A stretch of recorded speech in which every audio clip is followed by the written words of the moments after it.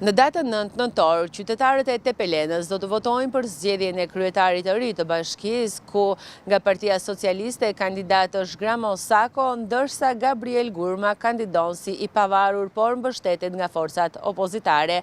Listat që tashmë janë afishuar konfirmojnë pjesëmarrjen e 11.658 votuesve në 21 qendra votimi, nga të cilat 9 në qytet dhe 12 në njësitë administrative, ndërkohë që burime KZZ bëjnë me dije se kanë mbritur edhe një pjesë e bazës materiale, ndërsa pjesa plotësuese pritet të mbërri këtë të premte. KZZ numër 80 e bashkisë Tepelen ka filluar punën që në momentin e konstituimit të saj dhe vazhdon punën.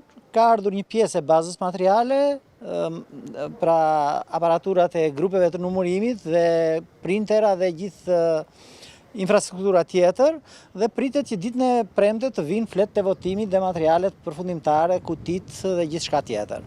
Komisioni ka funksionuar normalisht dhe me përfaqësuesit e pozitës dhe të opozitës në mirë kuptim të plot në zbatim të ligjit. Janë gjithsej 21 qendra votimi, nga të cilat 9 në qytetin e Tepelenës dhe 12 tjerat janë në përfshatra.